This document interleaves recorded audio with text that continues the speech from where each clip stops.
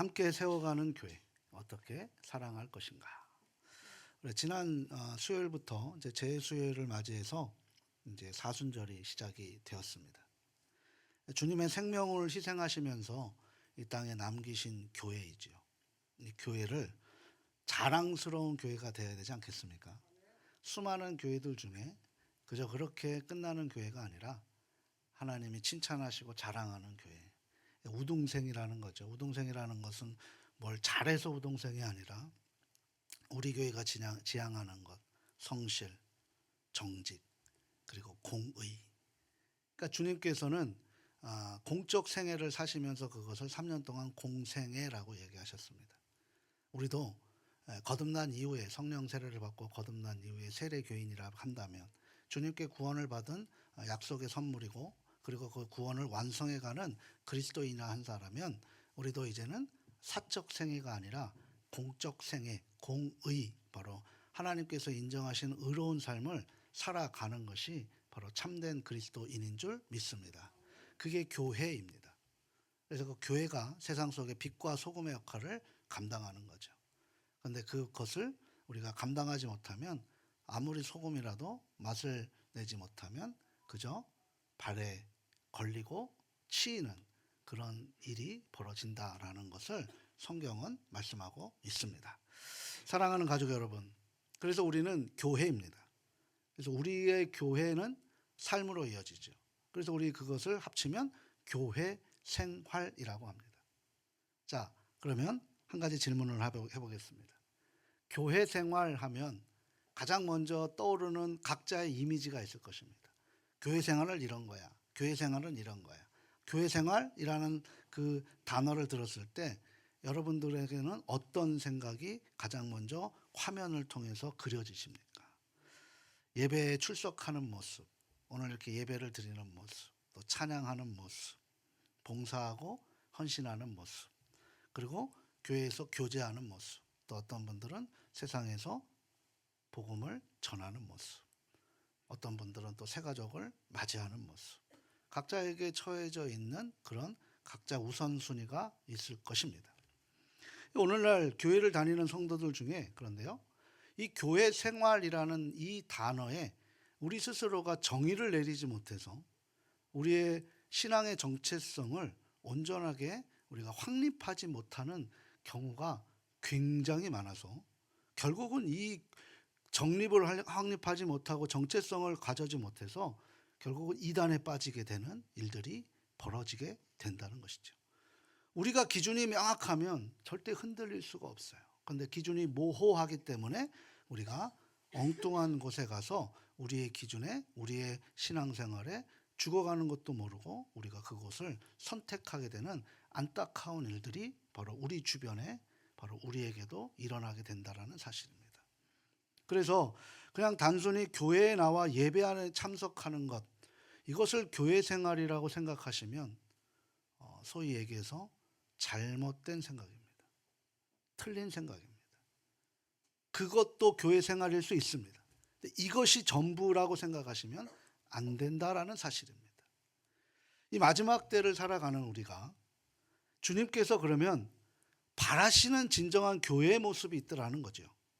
내가 바라는 교회 신앙생활이 있다라고 하면 주님이 바라시는 교회 생활이 있더라는 거죠. 그럼 주님이 바라시는 교회 생활을 주님이 세우신 교회이기에 만들어 가야 되지 않겠습니까? 그것이 바로 어떤 것이냐면 서로 사랑하고 서로 섬기며 서로 세워주는 공동체라는 거예요. 내가 아는 봉사가 있어요. 근데 내가 아는 봉사가 남에게 불편을 끼칠 수 있다면 배려할 수 있는 부분들이 있어야 된다는 거죠. 이런 게 쉽지는 않아요. 내게 전부라고 생각을 하고 있는 거죠. 남을 생각하지 않습니다. 서로 사랑하라는 건 뭐예요? 사랑을 받으려고만 하죠. 근데 주님이 우리에게 엄청난 사랑을 주셨다라는 거죠. 우리의 복은 뭘까요? 예수 그리스도이신 줄 믿습니다. 그 복을 우리가 품고 있을 때 예수님께서 능력을 발휘하시는 것이지. 근데 그 능력은 우리에게가 아니라 상대방에게 능력이 발휘되는 것입니다. 그래서 그리스도의 사랑은 이타적인 사랑이라는 거예요. 나는 이미 받았고 그 받은 사랑을 전할 때 주님이 헌신하신 것처럼 우리도 헌신하는 삶을 살아가는 것이 서로 사랑하고 서로 섬기며 그리고 서로 세워주는 공동체의 모습이 우리가 바라는 것이 아니라 주님이 바라시는 교회 생활이라고 그렇게 말씀하신 줄 믿습니다. 그러면 그런 생활을 해야 되지 않겠습니까? 이런 의미에서 오늘 살펴본 바람직한 교회 생활이 무엇인지, 왜 중요한지. 그래서 오늘 말씀의 제목은 함께 세워가는 교회. 이제 그 구원의 완성을 위해 함께 세워가는 교회. 어떻게 사랑할 것인가? 그냥 내 마음에 안 든다고 헌신짝처럼 버려도 되는 것인가? 내가 정하는 교회인가? 주님이 정해주신 교회인가? 참 이게 쉽지는 않지만 이 작은 논리 하나가 우리의 이 교회의 현실이 무너지게 하는 가장 큰 걸림돌이 되었다는 사실입니다. 여러분, 교회도 내가 정하십니까?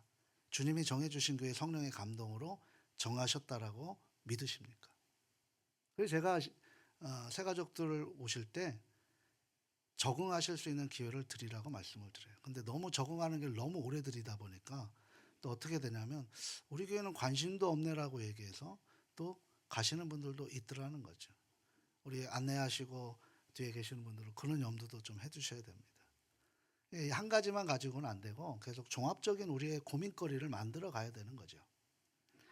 사도 바울은 데살로니가 교회 성도들에게 보내시는 서신의 마지막 부분에 그럼 교회 안에 어떤 관계를 맺어야 하나님께서 바라시는 올바른 교회, 바람직한 교회를 만들어지는지 구체적으로 두 가지의 실제적 교훈을 해줍니다.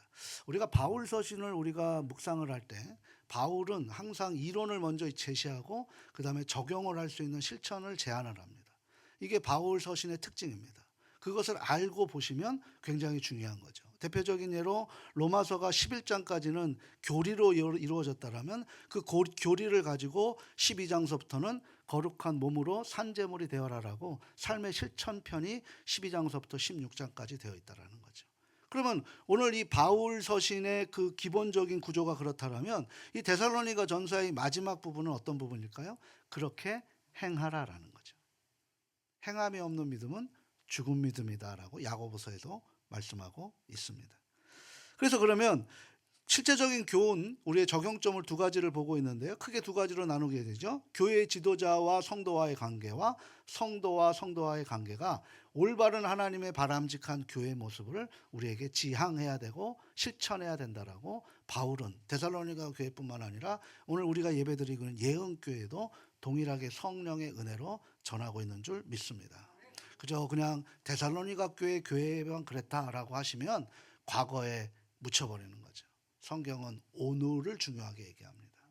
내가 오늘 우리가 데살로니가 교회로서 살아갈 수 있는 것이냐라는 고민거리들이 있어야 된다라는 사실이죠. 그럼 먼저 바울은 교회의 지도자와 성도 간의 관계에 대해서 이야기하고 있는데요. 우리 12절 말씀을 그런 의미에서 한번 읽어보도록 하겠습니다.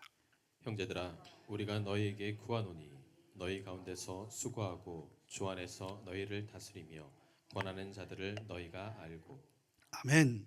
여기서 지도자라는 것은 단순히 목회자만을 의미하는 게 아니라 각 리더들이죠. 목장의 리더, 기관장의 리더들, 우리 장로님들, 그리고 우리 각 지역마다 우리 지휘자, 찬양단장, 부장 선생님, 교육자 다를 포함하는 겁니다. 이 부분에 교회의 지도자들에게는 세 가지의 직무의 역할을 주어졌다라고 바울이 정의를 하고 있는데요. 첫 번째는 뭡니까? 교회 지도자들은 수고하는 자다라는 겁니다. 수고한다라는 것이죠. 이 원어적 의미에서 수고라는 것은 단순히 일을 하는 것이 아니라 복음을 전하고 성도들을 위해 헌신하는 사람들을 의미합니다. 한번 생각해 보십시오. 똑같은 24시간이 자기를 위해 쓰어진다라고 할 때 누구를 위해 그 시간을 배려한다는 것, 그게 바로 사랑입니다. 그 사랑이 없으면 헌신이 있을 수가 없지요. 그 헌신이 없으면 그 사랑을 교감할 수 없게 된다는 거예요. 이게 바로 우리의 사역인데요. 그러므로 지도자는 성도를 위해 날마다 기도하고, 목사인 저 입장에서 생각을 해봤습니다. 제가 성도를 위해서 기도 안 하면 교회가 행복해질까요? 제가 우리 가족들을 위해서 기도한다라고 느끼십니까? 못 느끼시면 제 문제인 거예요. 그럼 바로 말씀해 주세요. 목사님 저를 위해서 기도 안 하는 것 같아요. 제가 회개하겠습니다. 근데 나름대로 저는 최선을 다해서 기도합니다. 그리고 말씀을 전하기 위해서 정말 최선을 다합니다. 저에게 이미지가 어떻게 구축됐는지 모르겠어요. 지금은 안 그러실 수 있는데 제가 이제 목사 안수를 좀 늦게 받고 좀 일찍 담임 목회를 나오다 보니까 어떤 인식이 되냐면 이제 우리 또 그 일대 목사님께서 설명하실 때도 아직까지 부족한 게 많은 목사다라고 이야기해서 제가 지금도 실수투성이고 그런 모습의 이미지를 갖추고 계신 분들도 분명히 있으셨을 거라고 합니다. 그래서 누구보다도 더 최선을 다해서 몸부림치면서 더 늦게, 더 일찍 시작을 합니다. 저는 제 아침에 일찍이 4시 반에 시작해서 집에 들어가지 않고 옷만 갈아입고 다시 나와서 10시, 11시에 교회에서 연구를 합니다. 기도합니다. 그게 제 일상이에요. 너무나 단순하고 단초로운 것이죠. 그리고 영혼을 가르치기 위해서 최선을 다해서 오늘도 이 말씀을 드릴 때 누가 또 상처받지는 않을까라는 그런 전전긍긍하는 마음으로 그래도 하나님 말씀 주셨으니 성령께서 말씀하셨으니 하나님 말씀 믿고 나갑니다라고 이 자리에 서서 지금 전하고 있는 것입니다. 영혼을 돌보는 사명을 가진 직분자라고 할 수 있는 것이죠. 가족 여러분, 제가 제 입으로 말하기는 좀 그렇습니다만은 목회자는 그리 쉬운 직분이 아닙니다. 밤낮으로 기도하며 주님께서 맡기신 양들의 영혼을 책임지는 것이죠. 그래서 목회자들은 봉급을 받는 게 아니에요. 어떤 교회에서는 내가 당신 봉급을 주는데 내 마음에 들게 해야 되지 않느냐라고 해서 그 목회자를 쫓아내는 경우도 지금 굉장히 많습니다. 그래서 어떤 부분이냐면 우리 가족들이 함께 모여서 저렇게 우리에게 하나님의 말씀을 전하기 위해서 감사하는 마음으로 사례를 받는 거예요. 그 사례를 받고 감사하는 마음에 내가 더 부족하구나, 더 열심히 해야 되겠다라고 빚을 갚는 마음으로 서가는 것이 목회자와 성도와의 올바른 관계인 줄 믿습니다. 이게 될 때 권위가 생기는 거죠. 그렇지 않겠습니까? 뭐 이런저런 많은 이야기를 들었지만 차치하고 우리가 이런 존재하는 몸으로 우리가 수고하는 자라는 거죠. 저뿐만 아니라 그런 리더들이 다 그렇게 수고를 한다라는 사실입니다. 내 시간을 할애하고 내 물질을 할애하고 내 열정을 할애하면서 그 시간을 할애한다는 거죠. 그것을 어떻게 해야 되냐면 인정하는 그런 우리의 인식이 필요하다라고 할 수 있습니다. 교회 학교 선생님들에게 감사합니다. 저희 아이 잘 맡아주셔서 감사합니다. 라고 한마디라도 인사해야 됩니다. 우리 장로님들에게 감사합니다. 장로님들 때문에 우리 교회가 행복해지는 것 같습니다. 감사합니다. 우리 지휘자뿐만 아니라 찬양대, 찬양단, 우리 각 기관장들에게도 감사합니다. 저희를 위해서 수고해 주셔서 감사합니다. 라고 하는 모습이 우리에게 필요하지 않겠냐라는 거죠. 이게 바로 주님이 바라시는 교회의 모습인 줄 믿습니다. 두 번째는 뭐냐면 다스리는 자입니다. 다스리는 자. 이 다스린다라는 사실이 굉장히 제국주의적 생각을 우리에게 각인하고 우리의 선입견을 갖고 있습니다. 근데 이 다스린다라는 것은 뭐냐면 칠이라는 것입니다. 칠이라는 것은 돌본다라는 것입니다. 그래서 대한예수교회 장로회 통합 측에 이제 목사와 장로의 이제 시험도 나오는데 목사와 장로를 하나의 장로라고 봅니다. 장로인데 목사는 가르치는 장로입니다. 그리고 장로님들은 칠의하는 장로입니다. 근데 이 칠이라는 것을 단순히 다스린다라는 것으로 인해서 장로님들이 교회를 다스리게 되면 그때서부터는 문제가 발동이 됩니다. 근데 이 칠의는 다스리는 것이 아니라 어머니 품 안에서 돌본다는 것이죠. 그 목사는 열심히 말씀을 묵상을 하고 우리 장로님들뿐만 아니라 권사님들이 우리 목양을 위해서 우리 가족들에게 열심히 전화도 하시고 돌보는 거예요. 목사님이 전화에 최고입니다. 그런 교회는 희망이 없는 거예요. 그 목사 떠나면 어떻게 하시겠습니까? 여기에서 터줏대감으로 계실 분들이 장로님이시잖아요. 그러니까 칠이라는 것은 이 돌보는 거예요. 그걸 위해서 함께 고민하고 같이 가는 거죠. 오히려 장로님이 목사님에게 이런 자리가 있는데 같이 신방 갔으면 좋겠습니다 라고 하는 그런 교회. 그러니까 이건 우리 교회는 지금 그렇게 하고 있기 때문에 제가 자랑스럽게 말을 하고 있는 거예요. 더 많이 하자라는 사실이죠. 이게 뭐예요? 다스리는 자의 모습입니다. 그래서 성도들을 보호하고 교회를 바르게 세우는 역할을 의미하고 있는 거죠.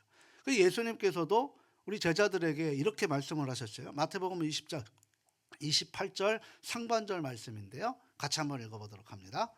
인자가 온 것은 섬김을 받으려 함이 아니라 도리어 섬기려 하고. 이 섬김이 바로 이런 다스림의 칠이라는 것이죠. 우리 모두가 그런 모습으로 지도자의 역할을 감당할 수 있는 아름다운 주님이 바라시는 교회가 될 수 있기를 소망합니다. 세 번째 또 뭐 하는 자입니까? 권하는 자입니다. 이는 성도들의 삶 속에 도덕적, 윤리적 올바른 길을 가도록 훈계하고 가르치는 것이죠. 그러기 위해서는 어떻게 해야 됩니까? 내가 그 올바른 삶을 살아가야 된다는 거예요. 나는 술집 가면서 너 술집 가지 말라고 얘기할 수 있겠습니까? 이런 모습의 본을 보여야 되는, 신앙의 본을 보여야 된다는 거죠. 때로는 성도들이 신앙을 벗어나려고 할 때 사랑으로 훈계를 합니다. 그러면 목사에게 훈계를 받고 누구에게 훈계를 받고 그런 사랑의 훈계를 받으면 감정적으로 대해서 교회를 떠나는 일이 벌어지는데, 그거는 결국은 자기 손해밖에 될 수 없다는 거죠. 내가 털을 못 잡고 매일같이 떠돌고 다니면서 그게 나는 신앙생활을 하고 있다라고 얘기하는데, 그게 우리의 착각입니다. 늘 우리는 그런 착각 속에 살아가서 끝에 후회하는 일들이 벌어질 수 있다는 사실을 성경은 명확하게 말씀하고 있는 거예요. 이 시대의 목사는 그것을 명확하게 가르쳐줘야 할 당위적 명분이 있다는 사실을 말씀을 묵상하면 묵상할수록 알게 됩니다. 찔림이 있어야죠. 이러면 안 되는구나. 혹시 우리 가족들도 지도자의 훈계를 감사함으로 수용하실 수 있습니까? 기쁨으로 그 부분에 대해서 이거는 조금 남을 좀 배려해 주십시오라고 얘기하면 그거에 대해서 감정선이 아니라 그것을 감사의 선으로 받아들일 수 있으십니까? 이런 수용이 있어야지만 아름다운 하나님이 바라시고 주님께서 세우시는 교회가 될 줄 믿습니다. 이 지도자는 성도 위에 군림하는 자가 아니라 성도를 섬기며 예수님이 걸어가셨던 그 진리의 생명길을 인도하는 사람들이라는 거죠. 이러한 지도자의 직무를 성도들이 알아야 한다는 거예요. 모르면 그때서부터 오해가 생기는 거죠. 바울은 지금 12절 마지막에 이런 지도자들을 너희가 알고 있다라고 확신하고 있습니다. 이것은 그냥 단순히 인지적 암이 아니라 존중하고 그 권위를 인정한다라는 거죠. 이 작은 목사의 이 권위를 누가 인정해 주셔야 되는 거예요? 제가 아무리 이 자리에서 선포한다 하더라도 우리 가족들이 인정해 주지 않으면, 존경하지 않으면, 존중하지 않으면 그 일은 안 되는 거예요. 그래서 그렇게도 얘기들 하시잖아요. 영적 압이라고 말씀들을 합니다. 신방을 가보면 목사님이 먼저 한술 뜨셔야 우리가 뜹니다. 아버지지 않습니까? 그런데 그때는 인간적인 장유유소고 말씀을 전할 때만 영적 권위를 갖고 있는 거고, 밥상머리에서는 한 살이라도 더 많은 분이 연장자이기 때문에 그분이 밥술을 떠야 제가 뜨는 거죠. 저는 그렇게 늘 대하고 있습니다. 누가 얘기하면은 어떤 분이 얘기하시더라고요. 목사님 권위 떨어지게 인사하실 때 그냥 고개만 이렇게 하고 그냥 꼬떡꼬떡만 하시라는 거예요. 제 성격상 그게 안 됩니다. 그렇게까지 할 수도 없는 것이고, 그런 분의 모습이고, 저는 손잡아주고 어떻게든 뽀뽀도 한번 해보고 싶지만 그게 안 되니까, 잘못하면은 또 법적으로 또 문제가 되니까. 그래서 70세 이상, 지금도 70세도 너무나 젊으셔서 지금 80세로 올릴까 지금 생각 중입니다. 남자건 여자건. 요즘에 병원 신방을 못 가고 있는데 병원 신방 가면 꼭 제가 이마에 뽀뽀를 해드립니다. 그러면 자식 새끼도 냄새 난다고 나를 거부하는데 저 목사님 나에게 입술까지 된다고, 그런 감동을 주는 것을 제가 체험했기 때문에 이게 목회자가 해야 되는 일이구나 라고 아는 거죠. 이게 아는 거예요. 근데 이 인정과 존중은 그들의 경험이나 능력, 나이에서 비롯되는 것이 아니라 어디서 비롯되는, 주님 안에서 그들의 영적 권위가 생기는 것인 줄 믿습니다. 이 점이 매우 중요한데요. 교회 안에서는 다양한 사람들이 가진 사람들이 있습니다. 사회적으로도요, 지위가 있고요, 또 낮고 학식이 깊고 낮고 경험이 많고 적은 사람들이 많이 있습니다. 그러나 교회 안에서는 주님 안에서 세워진 지도자를 인정하고 존중해야 되는 거죠. 저 마음에 안 들어라고 얘기해서 안 따라준다라면 내가 그때 지도자가 되면 또다시 그런 일이 벌어질 수 있게 된다라는 사실입니다.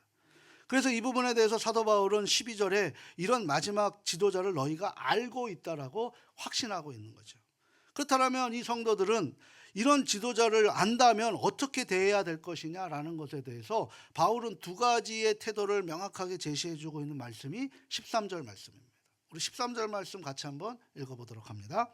그들의 역사로 말미암아 사랑 안에서 가장 귀히 여기며 너희끼리 화목하라. 아멘. 여기서 우리가 좀 주목해야 될 부분이 뭐냐면 가장 귀히 여긴다라는 거죠. 단순히 이것은 뭐예요? 존중을 넘어서 가장 높은 수준의 존경을 의미합니다. 우리 목장 리더들을 목장원들이 존경하십니까? 우리 기관장들이 기관의 회장들을 존경하십니까? 우리 교사 선생님들의 부장 선생님을 존경하십니까? 우리 마찬가지로 이렇게 저렇게 있는 모든 우리 국장, 우리 장로님들을 존경하십니까? 이런 존경이 바로 가장 귀히 여기라라는 것이죠. 이게 바로 주님이 우리에게 바라시는 교회의 모습이라는 거예요. 그런데 여기에는 두 가지 명분이 있어요. 그들의 역사로 말미암아라고 표현하고 있어요. 이것은 그들이 하는 일이 뭐냐면 내가 하는 것이 아니라 하나님께서 맡겨신 사명을 수행하는 매개자라는 사실을 인정하는 것이죠. 갈라디아서 6장 6절에서도 그런 말씀을 하십니다. 같이 한번 읽어봅니다. 가르침을 받는 자는 말씀을 가르치는 자와 모든 좋은 것을 함께하라. 아멘. 그러니까 가르침을 받는 자는 뭐예요? 소속원이고 그것을 리더하는 사람들과 함께 좋은 것을 함께하라라는 것이죠. 또 다른 하나는 뭡니까? 사랑 안에서라는 거예요. 그리스도의 사랑으로 지도자를 대하라는 거죠. 그건 뭐예요? 서로가 서로를 누구 대하듯이 하라? 주님 대하듯이 하라는 거예요. 이게 우리 그리스도의 사랑으로 지도자를 대하고 서로를 대할 때 그들의 부족함보다는 그들이 헌신하는 모습을 먼저 볼 수 있게 된다라는 거죠.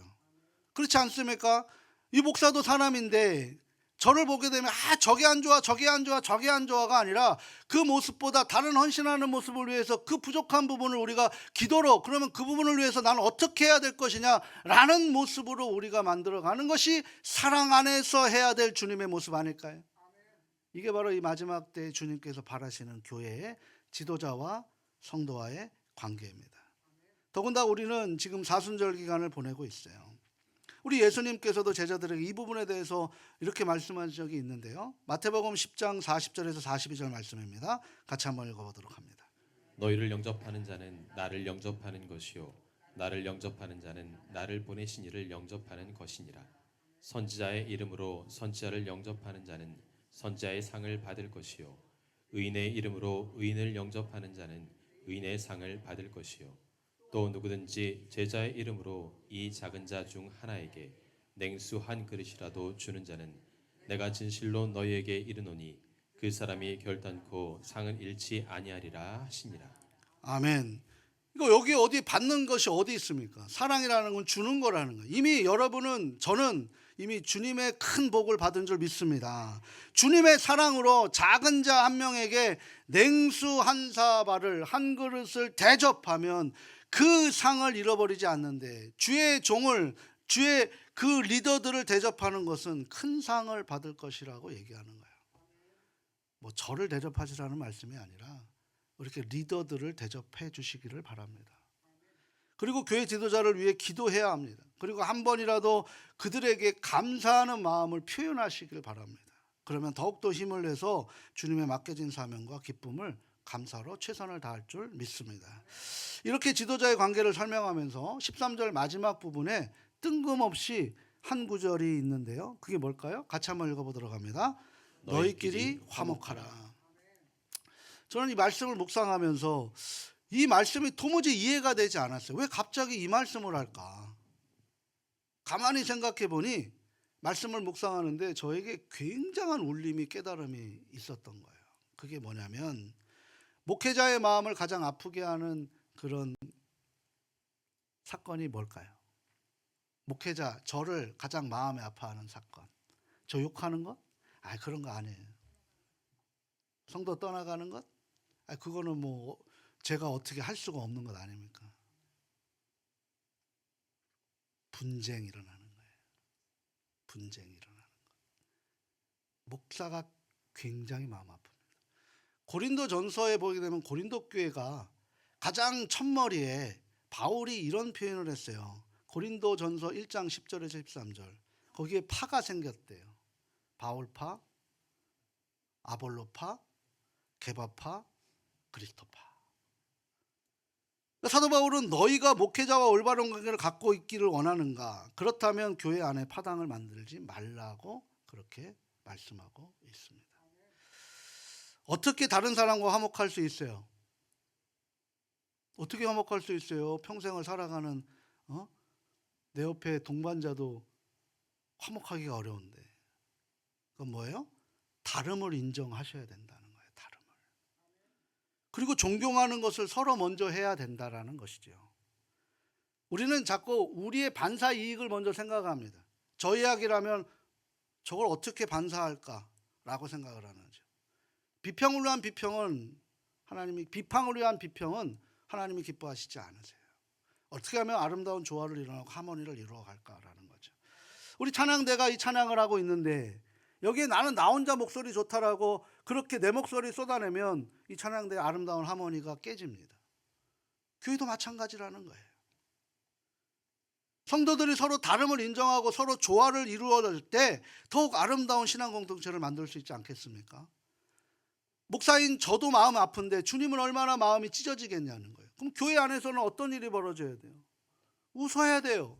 기쁨이 넘쳐야 돼요. 그리고 서로가 서로를 배려하는 마음이 있어야 되는데 그런 마음이 없으니 문제가 생기게 되는 거죠. 어떤 작은 교회에 실제 일어났던 일입니다. 교회에서 서로 오랜 시간을 함께 해왔던 신앙 집사님과 권사님이 계셨는데 두 분이 한테 신앙의 동역자로 서로 돕고 함께 기도하며 교회를 위해 정말 많이 헌신했습니다. 그런데 작은 의견 하나 차이가 어떤 사건 하나가 의견을 갈리게 되고 오해가 생기면서 서로 점점 감사선이 사라지고 감정선이 올라가게 되는 거예요. 그러다 보니까 이제 집사님은 어떻게 생각하면 저 권사님 자꾸 내 말하면 무시하네라고 생각하게 되는 거예요. 또 이 권사님은 자꾸 뭐만 하면 저 집사님은 나의 그걸 사사건건 반대하네 라고 그렇게 돼버리는 거죠. 그러니까 둘 사이의 서운함은 점점 깊어져 가게 됩니다. 결국 같은 교회를 다니면서 서로 어떻게 됐습니까? 작은 교회인데도 모르고 몇 번을 부딪히는데도 모르고 인사조차도 안 하고 그냥 스쳐 지나가는 그런 상황까지 되게 됩니다. 주님이 기뻐하실까요? 그게 교회 생활입니까? 지옥 생활이지. 그렇지 않아요? 그런데 그날 목사님이 이것 때문에 너무 마음이 아팠어요. 그래서 이 말씀을 준비하면서 서로 용서하고 화해하는 공동체가 되자고 그렇게 눈물을 흘리며 우리 몇 되지도 않는 사람들끼리 왜 그렇게 싸우냐고 막 눈물 펑펑 흘리면서 그 말씀을 전하는데 성령께서 그 집사님에게 감동이 돼갖고 사순절 기간인 것 같아요. 내가 너를 용서했는데 너는 어떻게 내 형제를 용서하지 못하느냐라는 그런 말씀이 마음속에 찔려버린 거예요. 그 후에 어떻게 됐습니까? 그 집사님 권사님을 찾아간 거죠. 머뭇거리면서 권사님 그동안 제 마음에 서운함이 있었습니다. 그런데 이 말씀 때문에 주님 안에서 다시 하나 되기를 원합니다. 용서해 주십시오 라고 하니까 그 말을 들은 권사님도 기다렸던 이제 눈물이 그냥 펑펑 쏟아지면서 집사님 나도 미안해요. 집사님을 먼저 품어야 되는데 그러지 못하고 제가 집사님을 미워했어요. 우리 함께 기도합시다. 다시 하나 됩시다라고 붙잡고 흘리는 눈물로 기도하는 거예요. 그런데 그 작은 교회 그 두 사람의 문제면 두 사람의 문제예요. 주변에 어떤 아픔들이 그것 때문에 얼마나 불편해하고 있겠어요. 근데 이 화해하는 모습을 딱 보니까 교회가 감동을 받아갔고요. 더욱더 사랑과 연합으로 생겨났다라는 아름다운 간증의 연합의 모습을 실제적으로 들려지게 된다는 거예요. 우리 교회도 이런 경험이 있잖아요. 있어서 지금 우리 교회도 힘들었잖아요. 지금도 힘들고 있잖아요. 서로 사랑하고 섬겨야 할 공동체 안에서 우리도 뭐 많은 인원이라고 이 안에서 서로가 서로를 위해서 비난하고 비판하고 함께 만들지 못한다면 그게 주님이 바라시는 이 마지막 때의 우리의 모습이라는 거예요. 그것 때문에 주님께서 너는 주여 주여 하는 나는 너를 모른다라고 얘기할 때 얼마나 뼈저리게 후회하시려고 그러십니까? 이게 바로 그거예요. 너희끼리 화목하라. 저는 이 말씀을 주시는데요. 우리 교회도 지금 필요한 말씀이구나 라는 마음을 들었던 거예요. 교회는 완벽한 사람들이 모이는 곳이 아닙니다. 부족한 사람들이 함께 모여서 어떻게 하는 거예요? 그 부족함을 서로 채워주는 것이에요. 혹시 마음속에 품는 서운함이 있으십니까? 오늘 이 말씀이 찔림을 얻으시기를 바랍니다. 그리고 결단하십시오. 주님께서 우리를 용서해 주셨던 것처럼 우리도 서로 용서하고 사랑하는 공동체가 되시기를 바랍니다. 남을 배려하는 마음, 자신의 소속된 이익 집단으로 만들지 마시고 그곳에서 서로가 서로를 배려할 수 있도록 내가 조금 불편하도 그것을 기분 좋게 감사하게 만들어가는 것, 그것을 꼭 지시해서 움직이는 것이 아니라 자발적으로 움직이는 참여들이 필요하다는 거예요. 내가 이렇게 할 때 필요하다는 거죠. 그런 모습이라는 거예요. 혹시 예배가 끝난 후에 베드로전서 4장 8절에 이런 말씀을 하세요. 서로 사랑하라. 사랑은 허다한 죄를 덮느니라 말씀하십니다. 예배가 끝난 후 용서를 구해야 할 사람이 있다면 용기를 내어 다가가시기를 바랍니다. 이게 축복의 지름길이라는 거예요. 나와 같이 생각이 다르고 그렇다고 내 생각과 그것이 다르다고 해서 비난하고 비판하지 말고 오히려 존경하고 우리가 받은 은사를 서로 다름으로 인정해서 받아들일 수 있는 마음이 아량이 필요하다라는 거죠. 그걸 시편 다윗이 이렇게 고백을 하고 있어요. 133편 1절 말씀입니다. 같이 한번 읽어보도록 합니다. 보라, 형제가 연합하여 동거함이 어찌 그리 선하고 아름다운 아름다운 것. 거. 아멘. 우리의 조직은 예수 그리스도 파인 줄 믿습니다. 어제 제가 우리 아이와 함께 가정 예배를 드리는데 아빠하고 예수님하고는 어떤 관계예요? 나의 보스야 그랬더니 뭐 교회가 조직이야? 그러더라. 조직입니다. 저에게는 대장이신 예수님. 그분의 명령을 따르는 조직원. 그런 모습으로 있어야 될 줄 믿습니다. 그래서 우리가 이런 그리스도 안에서 성도 간에 화목하고 아름다운 공동체가 예언 공동체 될 수 있기를 바랍니다. 시간이 너무 많이 지나서 우리 성도와 성도 간의 관계에 대해서는 제가 다음에 한번 또 진행을 하려고 하는데요. 여기에서 중요한 건 뭐냐면 우리가 서로를 위해서 격려하고 그리고 힘없는 자를 붙들어주고 그리고 서로를 위해서 오래 참으라는 거예요. 하고 싶은 말 다 하면 문제가 생깁니다. 참아야 됩니다. 예수님도 한번 생각해 보십시오. 베드로전서 2장 23절에 이렇게 말씀을 하셨어요. 베드로전서 2장 23절에 욕을 당하시되 맞대어 욕하지 아니하시고 고난을 당하시되 위협하지 아니하시고라고 말씀하십니다. 마찬가지로 예수님의 행보도 그것을 기록해 놓고 있죠. 마찬가지로 내가 오래 참을 때 내가 속한 자리 가정이 될 수 있고요. 교회가 될 수 있고요. 공동체가 될 수 있고 삶의 자리가 될 수 있는 아름다운 장소로 바뀌는 줄 믿습니다. 우리 15절 말씀 마지막으로 한번 15절 같이 한번 읽어보도록 합니다. 삼가 누가 누구에게든지 악으로 악을 갚지 말게 하고 서로 대하든지 모든 사람을 대하든지 항상 선을 따르라. 아멘. 그러니까 신앙의 성숙의 기준이 무엇입니까? 얼마나 오래 참을 수 있느냐라는 것이에요. 그것이 바로 신앙의 성숙인 줄 믿습니다.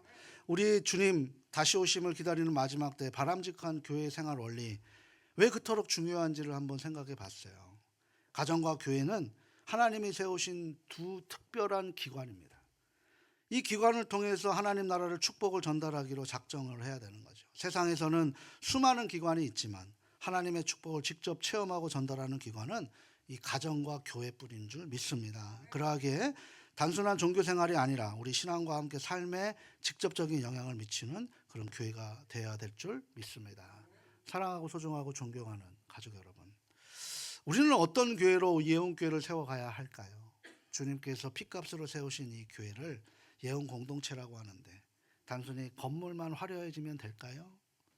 건물은 화려한데 그 안에서 맨날 성도가 목사 지적하고, 목사는 또 성도가 그렇다라고 또 비난하고, 성도는 성도들끼리 싸우면서 그 화려한 궁전에서 사는 게 주님이 기뻐하시는 교회일까요? 교회는 살아계신 그리스도의 몸인 줄 믿습니다. 우리는 지체들이라는 거죠. 지체들은 서로 무엇을 이루어야 되냐면 조화를 이루어야 되는 거죠. 어떻게 조화롭게 연결되느냐에 따라서 교회의 건강과 지체의 영적 성장이 일어나게 되는 줄 믿습니다. 그래서 이렇게 한번 슬로건을 정해봤어요. 지도자를 존경하고 사랑하는 교회. 그리고 성도들 간에 서로 격려하고 용납하고 오래 참는 교회. 서로를 진정으로 세워주며 화목한 공동체를 이루는 교회. 이 교회만이 하나님께서 기뻐하시는 교회가 될 줄 믿습니다.